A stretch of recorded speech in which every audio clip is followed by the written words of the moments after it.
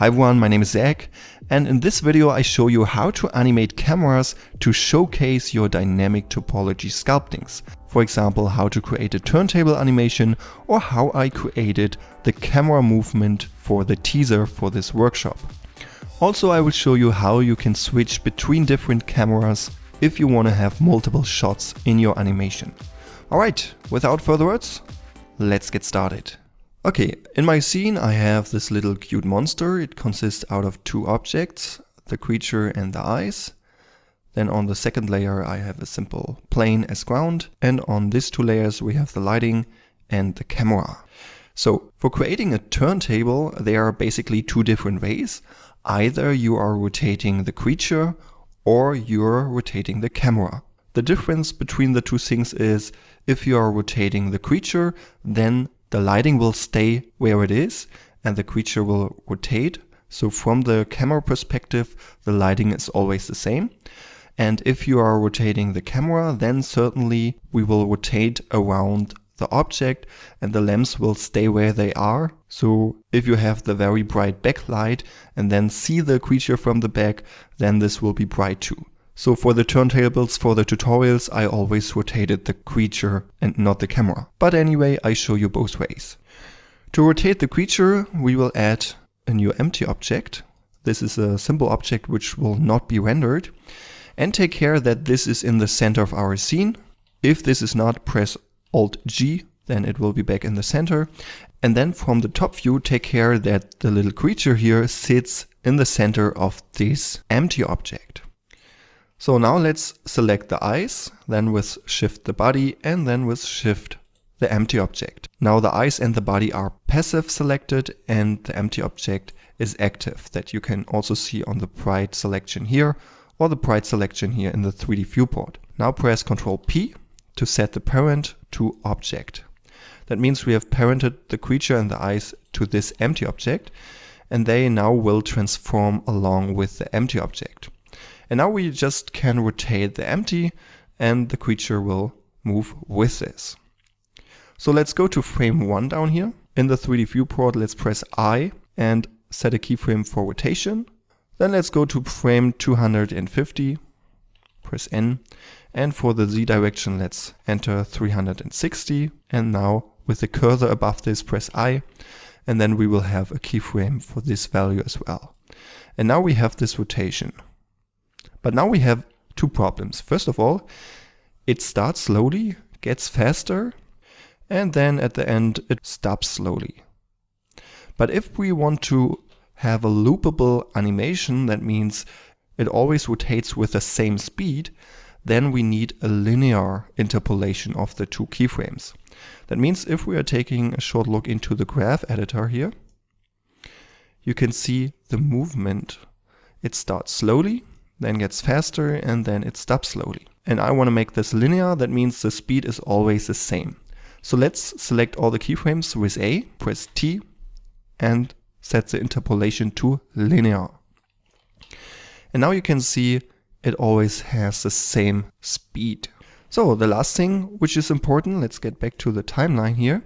So if I play the animation, when it starts again, you can see this very short interruption.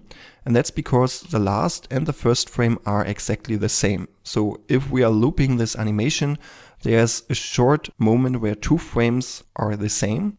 That means we have to stop the animation one frame earlier. So let's set the end frame to 249. And now let's take a look. You can see there's no interruption anymore because here it will stop and then it will take the last frame basically from here. And then it starts again. Okay, and now let's take a short look on how to animate the camera. It's basically the same thing, just with one difference. So let's quickly do this again. Then let's enable the layer with the camera. And now we are parenting the camera onto the empty. Select both. The empty should be active. Press Ctrl P, set parent to object. And now we are simply animating the rotation again.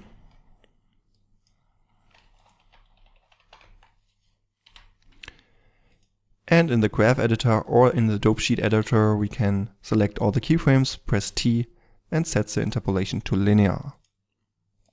And now, as you can see, we are rotating the camera around this little creature here. So, and the last thing I wanted to show you here is how I animated the camera for this teaser. Because there I did two things especially. I animated the camera in a special way, then I animated the depth of field focus, and I also animated the lamps. So let's take a short look on how this works. First of all, I only have one camera in here, and as you can see, I have some keyframes. So over here you can see what happens if I move the camera. We have this nice animation, and basically every shot is only 2 keyframes. I have one keyframe at the start and one keyframe at the end. So with I simply set a keyframe for location and rotation at the end and at the start. But usually it would look like this.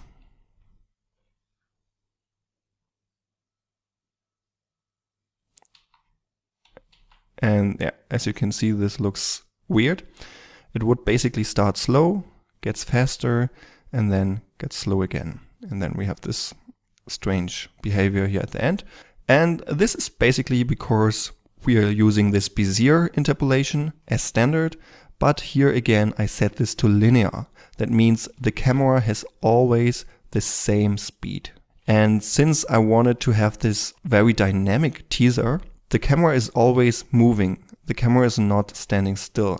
That means, as you can see, when it cuts over to the next shot, it has the same movement. It's always going in one direction. And I used a very simple trick to cut between the different shots. I just set one keyframe as last position of the camera from one shot. And then one frame after this, I set the first position of the next shot. And as you can see here, these are basically my cuts between the different shots. And everywhere I use this linear animation interpolation mode. And as you can see, this worked quite well. If we take a look at the shots, let's take another one, this one here for example, you can see that we have some depth of field. That means we have a focus point and the rest of the image in the foreground and the background is out of focus. And also I animated this. That means here for example the focus goes down from this area. You can see this scales down here are out of focus right now. And if I move more towards the end, you can see that we now have the focus here and the rest is out of focus. And this is pretty nice if you want to show some details of your objects, and also this works more realistic. And to animate the depth of field, you can select the camera.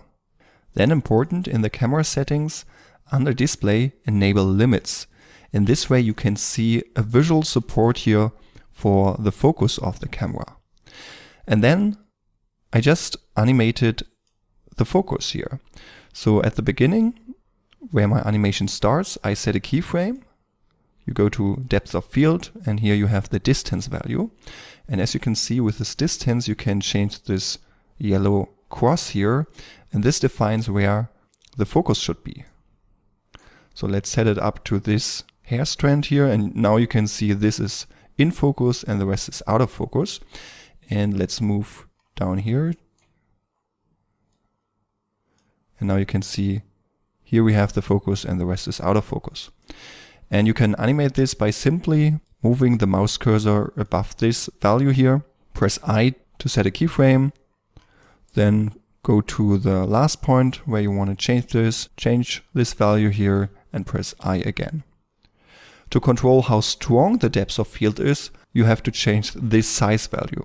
But you can see you have to use a very low value, because with this very low value we have already a pretty high depth of field. So if I increase this to 0.01 for example, it's even stronger.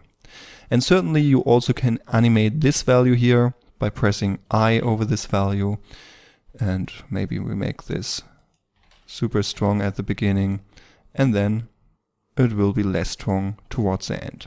Just press I to set a keyframe, and yeah, you can see you can basically animate all the values in Blender by just pressing I over this.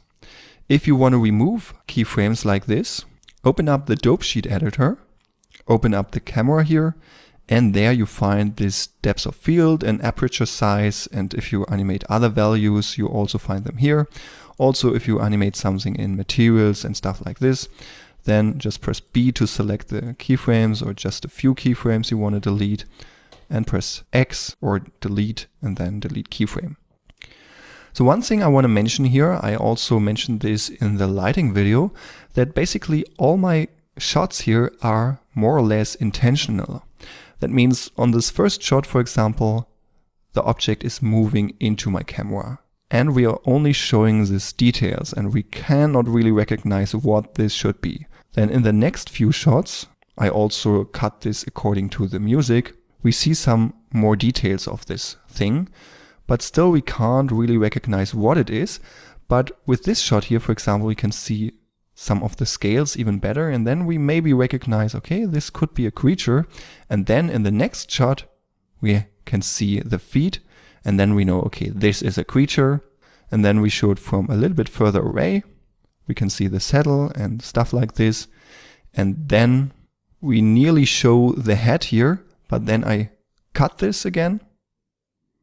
And then here comes the final shot where we finally can see the head, and then we know that's this creature. And yeah, I have also some additional shots which I not include in the final teaser, but this last shot here to reveal the full creature.